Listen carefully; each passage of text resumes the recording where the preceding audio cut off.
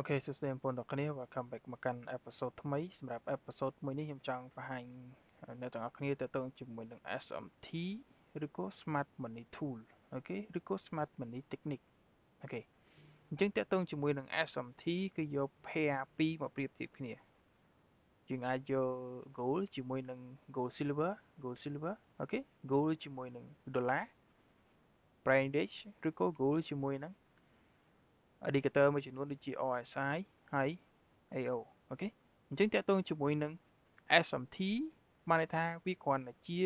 confirmation មួយសម្រាប់ការចូលទីផ្សារទេនៅពេលដែលទីផ្សារវា create low below and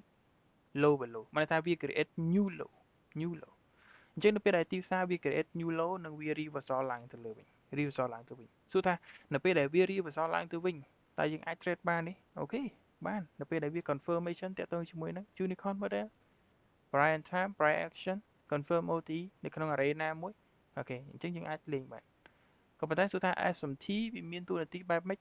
តួនាទីនៃ SMT យើងអាចកំណត់សម្គាល់នៅពេលដែលទីផ្សារវាចុះមក create low below and low below បានន័យថា new low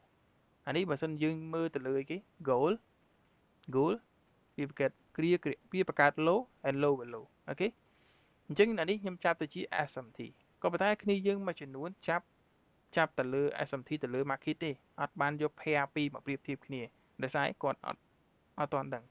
អូខេអញ្ចឹងថ្ងៃនេះខ្ញុំបង្ហាញគ្នាយើងឲ្យដឹងច្បាស់តាក់ទងជាមួយនឹង SMT មិនចេះទៅចាប់ទេណាអូខេអញ្ចឹងអានេះខ្ញុំ analyze ទៅលើ4ម៉ោងហើយខ្ញុំចាប់ទៅលើ SMT 4ម៉ោងអូខេអញ្ចឹងតាក់ទងជាមួយនឹង low នេះអា low ដំបូងគេនេះវាបង្កើត new low វាចន្លោះម៉ោងប៉ុន្មានយើងមើលទៅម៉ោងថ្ងៃអង្គារទី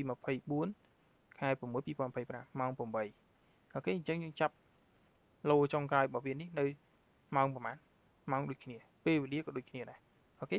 ថ្ងៃខែឆ្នាំក៏ដូចគ្នាដែរម៉ោងក៏ដូចគ្នាដែរឃើញដូចគ្នាថ្ងៃអង្គារ24 2025ខែ6ម៉ោង8អូខេអញ្ចឹងអានេះ create low អានេះ low below អញ្ចឹងអានេះ low នៅកន្លែងនេះអានេះ high below create high below បានន័យថាអានេះចុះមក sweep low អានេះឡើងទៅបង្កើត high below អូខេ high below អានេះបង្កើត low below and low below អានេះបង្កើត low below and high below អូខេអញ្ចឹងតើតើជាមួយនឹង AO អឺផ្សេងអានេះនៅក្នុង silver gold silver ផ្សេងណាអញ្ចឹងអានេះ gold SMT គឺ model buy គឺវាចុះមកក្រោមបែបនេះវា create new low and នៅក្នុង pair gold silver វាឡើងទៅ create high below អញ្ចឹង P 2 pair ហ្នឹងគេចាប់ទាញមកគឺចេញទៅជា model buy entry buy នៅពេលដែលវាបង្កើតជា SMT បែបហ្នឹងយើងចាប់មកអាហ្នឹងគឺជា model buy អញ្ចឹងទីផ្សារនឹង reversal ឡើងទៅលើវិញអូខេ reversal ឡើងទៅលើវិញ reversal ឡើងទៅវិញអញ្ចឹងនៅពេលដែលទីផ្សារ reversal ឡើងទៅលើវិញយើងមិនមែនថាអូឲ្យតែបង្កើត SMT ទីផ្សារវាឡើងទៅ100%ទេ no SMT វាគ្រាន់តែជា confirmation មួយសម្រាប់ចូលទីផ្សារនៅពេលដែលយើងអាចសង្កេតថាទីផ្សារវាចុះមក create new low អញ្ចឹងនៅពេលដែលវា reversal ឡើងទៅវិញវា create អីគេវាបង្កើតទៅជា market successive អញ្ចឹងទៅ breaker វាមាន array នៅខាងក្រោមនេះ OTE មកចាំបាយឡើងទៅលើវិញអូខេបាយឡើងទៅលើវិញបាទនេះបាយឡើងទៅលើវិញអញ្ចឹងអានេះយើង OTE នៅក្នុង array តែអ្វីដែលយើងអាចរៀនបានពី SMT គឺការ create new low ឬក៏ pair ពីរផ្សេងគ្នាអូខេអានេះតាក់ទងជាមួយនឹង gold silver ក៏ប៉ុន្តែបើសិនអ្នកទាំងអស់គ្នាចាប់ទៅលើគេទៅលើអឺ gold ជាមួយនឹងដុល្លារបើសិនក្នុងករណីថាអូ gold ឡើងដុល្លារចុះណា gold ឡើងចឹងទៅដុល្លារចុះ gold ឡើងចឹងទៅអូខេអានេះ model sell អូខេអញ្ចឹងដុល្លារចុះវាផ្ទុយគ្នាណាមិនដូចគ្នាទេណាបែបហ្នឹងអូខេបែបហ្នឹងអញ្ចឹងអានេះ SMT នៅក្នុងអានេះនៅក្នុងអីគេនៅក្នុង gold នៅក្នុង gold អានេះ SMT នៅក្នុងដុល្លារអូខេនៅក្នុងដុល្លារ price index អញ្ចឹងវាផ្សេងគ្នាខុសពី silver gold silver អញ្ចឹងអានេះខ្ញុំប្រើ gold silver វាងាយស្រួលជាងខ្ញុំអត់ចង់ទៅប្រើនៅក្នុងអីផ្សេងទេតែមានពេលខ្លះក៏ខ្ញុំចាប់ទៅលើ market ហើយក៏មានពេលខ្លះទៀតក៏ខ្ញុំចាប់ទៅលើ AO ដែរ indicator អូខេអញ្ចឹងតើតើជាមួយនឹង SMT វាគ្រាន់តែជា confirmation មួយសម្រាប់បញ្ជាក់ direction ទៅលើទីផ្សារតើវាបាន create new low ហើយវានឹងបន្ត reversal ឡើងទៅលើឬក៏ចុះមកក្រោមអូខេតែប៉ុណ្្នឹងទេតែសួរថាឲ្យ SMT យកទៅប្រើការទៅលើ trade 100%មែន no มันអាចទៅ follow ទៅលើការ trade 100%ទេគាត់វាជា confirmation មួយជំនួយក្នុងការ trade ដែរណាអូខេអញ្ចឹងតើតើមួយ SMT យើងមើលជាក់ស្ដែងទៅនៅពេលដែលវាបង្កើតlow lower low and lower low តោះនេះបង្កើត lower low មានថាវា create new low និង reversal ឡើងទៅលើវិញតើវាបង្កើត new low វាចាក់ចូល key ណាមួយហើយនឹងមិនមែនថាបង្កើត new low អញ្ចឹងហើយរកការបាយដូចនេះរកបាយមិនទៅរួច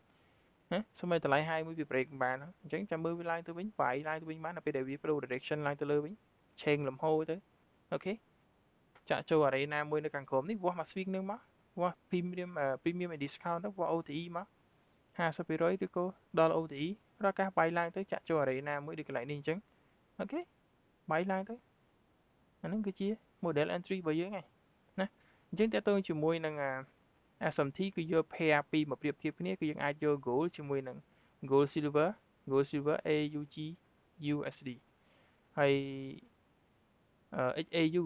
ណា HAG ច្រឡំ HAU អានេះ HAU gold អានេះ HAG gold silver ហើយយើង pair ពីរហ្នឹងក៏បានឬក៏យើងយក gold ជាមួយនឹងដុល្លារក៏បានឬក៏យើងយក gold ជាមួយនឹង AO ក៏បានឬក៏ RSI ក៏បានដែរបានទាំងអស់គ្នាណាបានទាំងអស់គ្នាអូខេអញ្ចឹងតើតើជាមួយនឹង SMT មានតែប៉ុណ្្នឹងទេខ្ញុំបញ្យល់តើតើជាមួយនឹង model buy ហើយ model sell ក៏វាមិនខុសគ្នាប្រហែលដែរណាយើងអាចចាប់មកតាមហ្នឹងមកអូខេអញ្ចឹងខ្ញុំមានតែប៉ុណ្្នឹងទេសង្ឃឹមថាគ្នាយើងអាចធ្វើបានព្រោះវាអត់មានអីទៅពិបាកទេគាត់យើងយក pair ពីរមកប្រៀបធៀបគ្នាហើយយើងមើលទៅលើពេលវេលានេះឲ្យច្បាស់ទៅលើពេលវេលាណានៅពេលនេះបង្កើត lower low create new low អានេះ lower low and create high low អូខេអញ្ចឹងយើងចាប់មកពេលវេលាដូចគ្នាមកអាហ្នឹងគឺជា SMT ហើយណាមិនមែនថាអូអានេះថ្ងៃអង្គារអានេះថ្ងៃច័ន្ទថ្ងៃពុធទេខុសគ្នាអញ្ចឹងអត់ត្រូវទេត្រូវចាប់ថ្ងៃដូចគ្នាម៉ោងដូចគ្នាពេលវេលាដូចគ្នាអូខេអញ្ចឹងតើតើមួយ SMT ខ្ញុំមានតែប៉ុណ្្នឹងទេអរគុណច្រើន